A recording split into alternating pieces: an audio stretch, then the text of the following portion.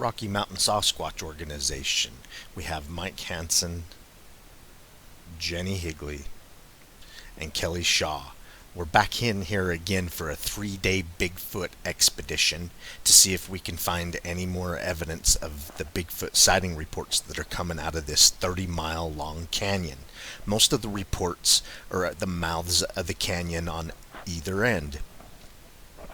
We have found some pictographs the last time we were here, and as you can see, one of them has giant feet. Don't know if this has anything to do with Bigfoot. Perhaps the Native Americans were seeing them and portraying each other with giant feet in the pictographs, or whatever you would like to call them. There are only a few with these giant feet. So we're going to take you along as we try and crack the mystery here in Dry Fork Canyon. Bigfoot sighting hotspot. It's in the Uinta mountains, the high Uintas, and we've set up 4 game cameras in the forest, and we're going to leave them up here for our expedition. We're going to leave up an audio recorder tonight and record the entire night, and one tomorrow. And if we happen to get vocalizations, hopefully we have them on those audio recorders.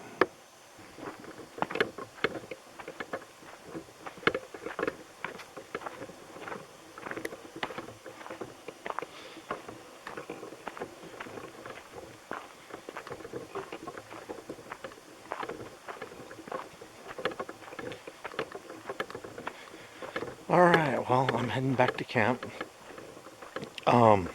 After setting up the game cameras, and then, Mike and Jenny are doing a perimeter a little bit further out than I wanted the game cameras. They're out there looking footprints, handprints, whatever.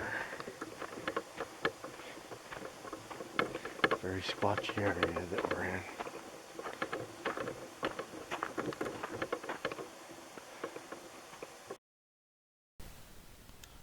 One of the things that intrigues me about this area is both sides of this 30-mile canyon. There's many Bigfoot sighting reports that report a similar creature, 7 to 8 feet tall, and it's the color. A lot of these people on both sides say they see a charcoal, black and gray, gray and black Bigfoot. And so that really intrigues me to come into the area. And you got to come into these areas several times. Just because there's Bigfoot sightings, you can't expect to get lucky the first time. There's also vocalization reports that come out of this area. And so we're hoping that we can get some Bigfoot vocalizations tonight. What the game plan for tomorrow is we've already set up a ring of cameras around our camp. So we've got some gorilla and some female pheromone in camp. In the morning, we're going to take and bait a couple of the cameras with the pheromone. But as it is now, if their curiosity brings them in closer to camp, they've got to get through a ring of about 4 game cameras that we already set up. And then we're going to go and hike up to some caves in the area and just check out the general vicinity for footprints and whatnot. This is how Rocky Mountain Sasquatch organization does an investigation. We're thorough with an area. So Mike's over there gathering firewood. And near camp, I have some gorilla pheromone set up in front of a camera. Pheromones in this rotted out log. And this stuff stinks. Last night when I got up to go to the bathroom, I heard something moving around over here, and through my hazy, sleepy eyes in the darkness, I think I saw a coyote messing around over here. I don't know if the pheromone brought him in or the smells of our camp, but there's the stinky pheromone, and because it's been in contact with this log is going to smell like a stinky gorilla for about a week. So what I'm going to do is I'm going to go put it in front of another camera. We got 4 cameras set up in this Bigfoot sighting hotspot. We are in Dry Fork Canyon doing some Bigfoot investigations because of all the sightings that have come out of here. So, try not to get any of this on me. And, you know, this log's going to smell like it, so we're going to move it to another camera. Double our chances. And I got cameras strung out throughout the woods near camp. You know, this is one of my many tactics. I mean, every Bigfooter has probably dozens of different tactics. But as many people that see a Bigfoot in or around their camp, you know, I think whatever you do at camp provokes curiosity. And so I think a couple of game cameras near camp while you're camping could get that video or photo of the elusive creature.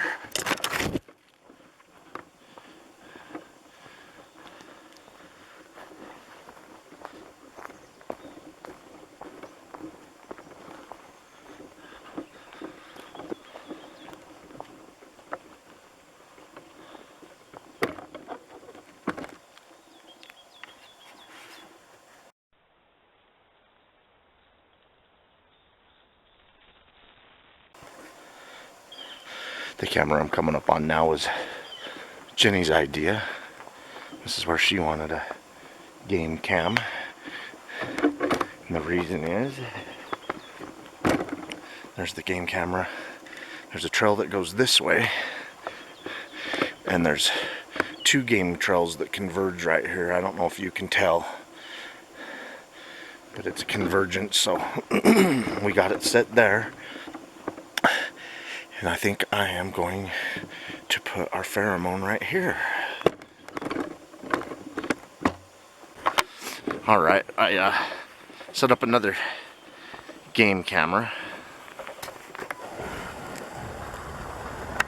And I've got it watching this game trail right here. I set it up at a 45-degree angle to the trail. It gives you your best bet of actually capturing an image. Sometimes they can trigger it and get out of frame before you get an image or a video. So 45-degree angle to a trail where they're coming and going is going to give you your best chances. It keeps them in the frame the longest, if that makes any sense. So there is some rhyme and reasons on how you set up game cams to improve your odds of actually getting something if it triggers your camera. Mike's going over the map today, getting our plan down. We see where we need to go back in Dry Fork and Red Cloud. And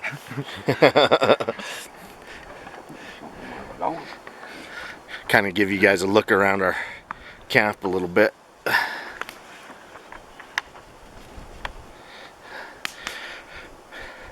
One of the more luxurious camps, but we're here on our second scouting mission, and once we find a great place we'll back in and do some more squatching, but this works. So yeah, I had to show the map. Finding Bigfoot shows us a map on every episode, so there's our map and we use it. Except for our roads are closed. Yeah, some of the roads are still closed. They won't be opening it up for almost a month. But we're going to find the ones that are open, and so we can be one of the first to get into these places after a long winter. Why caves, you might ask? Well, we need some type of hiking objective, and so we decided to check out the caves in the area and hike up to them. The hike to and from the caves might give us an opportunity to come across trackways and whatnot, and who knows, if they may use caves in the area, maybe we'll find something in the caves. We would also like to find some more of the Indian art or carvings in or around these caves. hopefully it will give us some insights into what they thought about Bigfoot when they used to live in this canyon.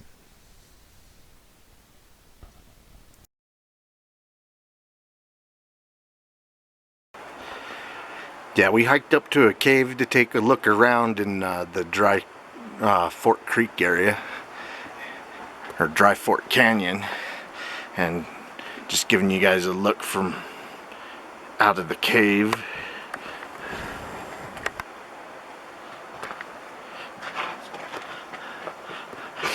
It's nice and cool inside this cave. And there's a river right there. Yeah, I'm sure they should be able to hear it running. I'll zoom down in on the river. Yeah, this is some serious, mineralization all through all this.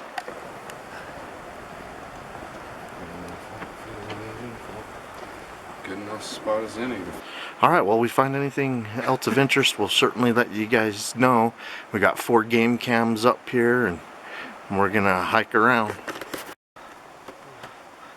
There's a cave we were just in and looking out, and we've hiked down here. We're taking a look around. Got Mike and Jenny up here. We're looking for tracks, anything Bigfooty. Gotta get under some of them big old ponderosa pines and shine up through those and let them just see how big they are.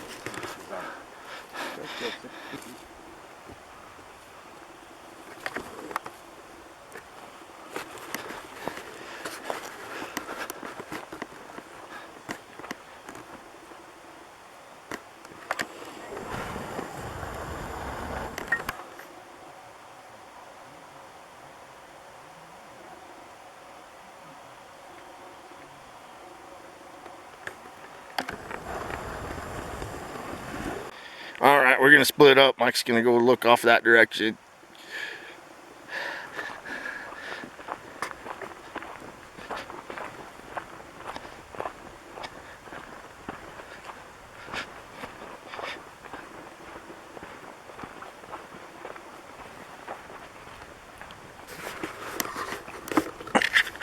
Look how thick it is. Closer you get to these the bottoms of these mountains, the pine forest just gets so thick.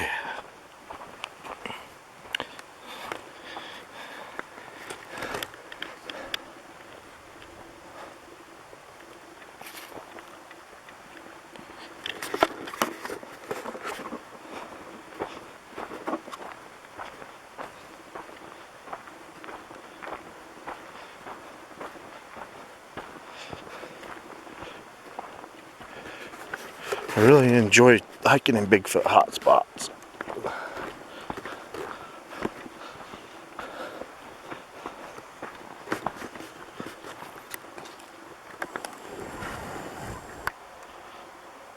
I think that's thunder off in the distance. I thought that's what it was too. Oh, here comes some big old ones. Pretty near the rock all day.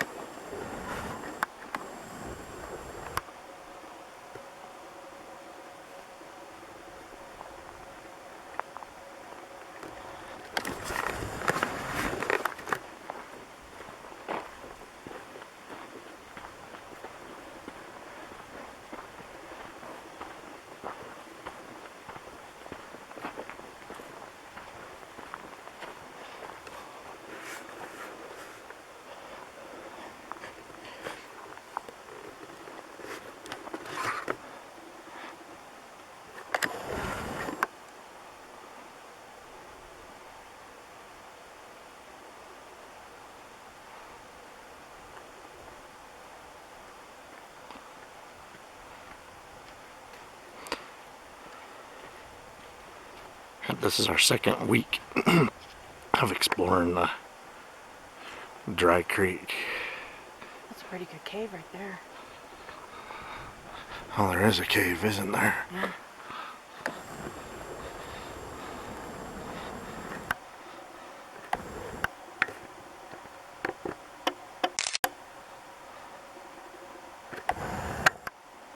There's a tree downed across the trail right here. I know. That's not a dead tree. That's a totally alive tree. I don't know why. It's right up next to against the cliffs, That's you know, where it would have protection from wind. Yeah, that's. Did you hear that? Yeah, I did. I heard screaming off that way. Heard something vocalizing. I know, we're gonna have to get back though. Oh, and there's look at that. the We're gonna get thunder. There's a big, huge storm coming in. All right, Dang it. Well, let's head back and we'll get some better gear and Come back. I think this tree was pushed down. Look at it. It's not even big. It's like that big around. It's not that big. It's pretty big at the base, though. Yeah. I mean, it's a 60-foot tall tree or better.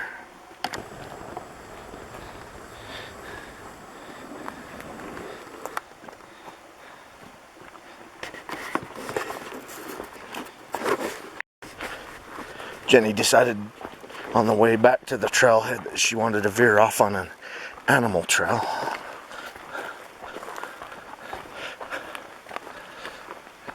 If you're gonna find Bigfoot stuff, it's usually off of the beaten path. Oh, look. Oh, my shadow. Look. Oh, that is foot-shaped. But it could be, see this right here? I think this is a moose. Right here. They're kind of old. They've been... I think it's a double moose track. They've been...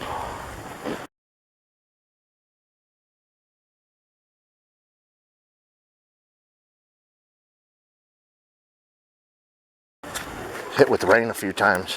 As a matter of fact, it rained last night when we were up here camping. And it sounds like it may rain again tonight. That's how you can get tricked. Thinking it's a footprint, and it's not.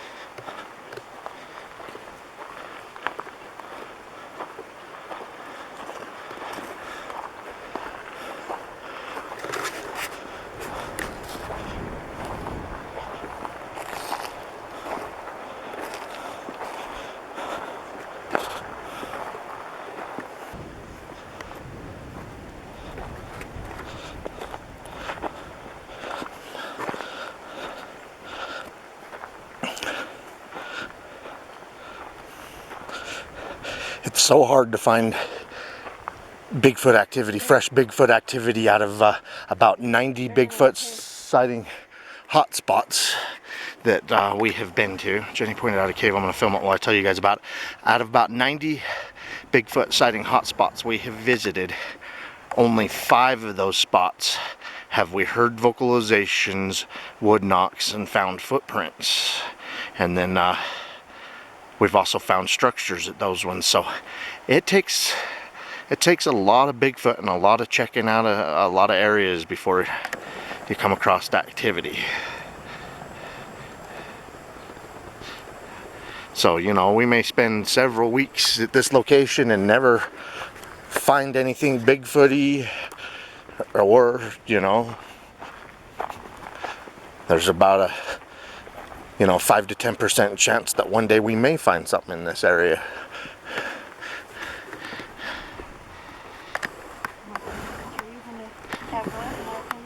We were hearing some weird vocalizations last night.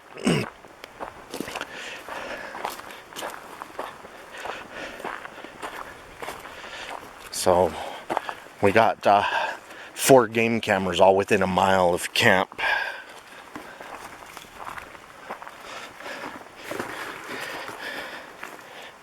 Oh. This looks like a antler rub. Don't you think? Yeah. It looks to me like it got nailed by an elk or a deer.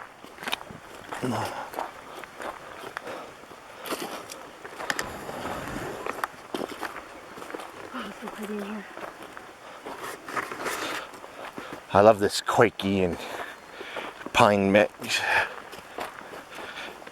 Even some ponderosa pines in here. They're awesome.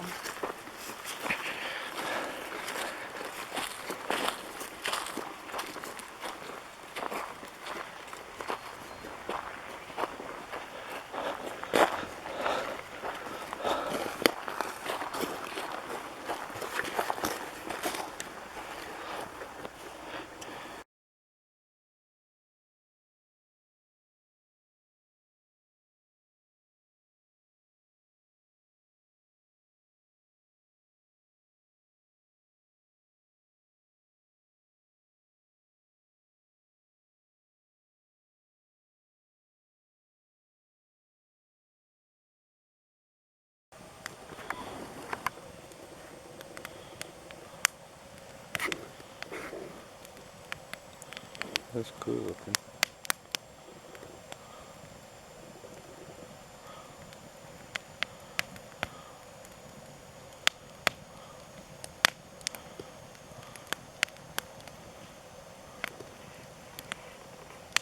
That was from behind us.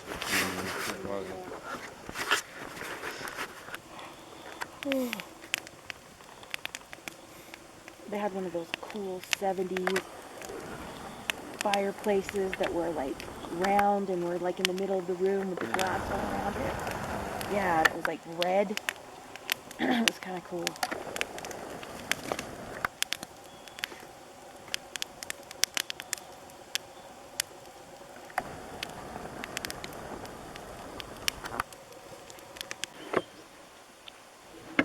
Picking up those game cameras that we've had here the whole time we've been camping.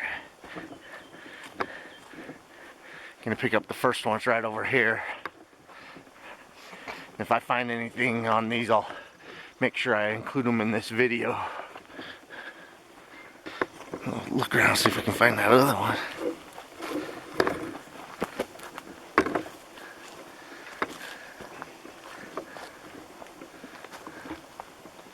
It wasn't this close, was it? I don't know, do you remember if it was on the other side of that path?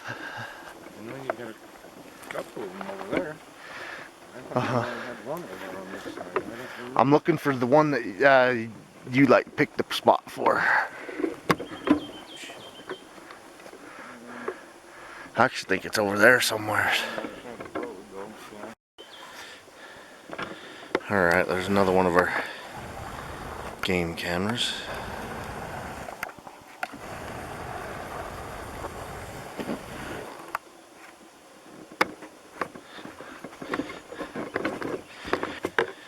coming up on the game camera that has a pheromone chip.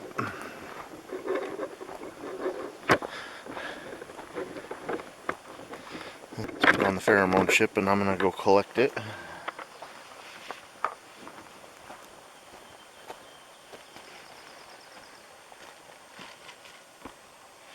Not triple bag it, it stinks.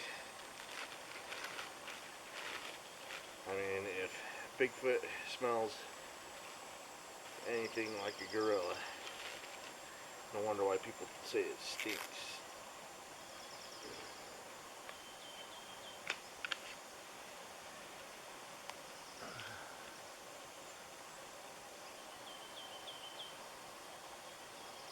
I'm just cutting a zip tie that I like to zip tie them if I can, so a squirrel or whatever that likes the stinky smell don't take off with it. Where you at now, Cal? I'm right over here.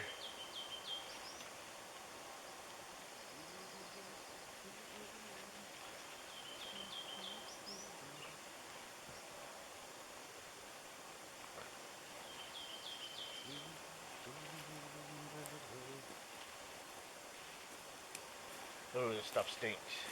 Glow is just like me on a beautiful moon.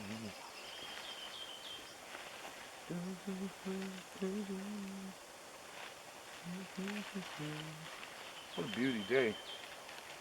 Oh, so nice. Love it. That's your official left shroud now. Uh-huh. Oh, very cool.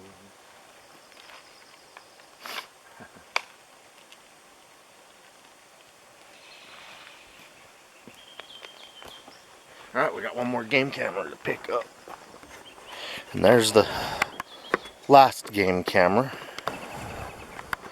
We had it aimed at this stump. And this is the stump we had it aimed at.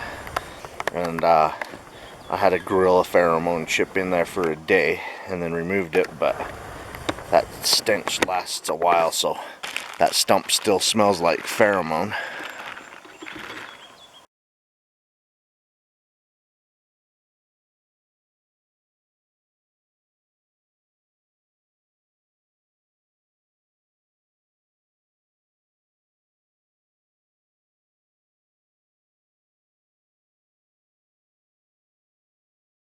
Bug out.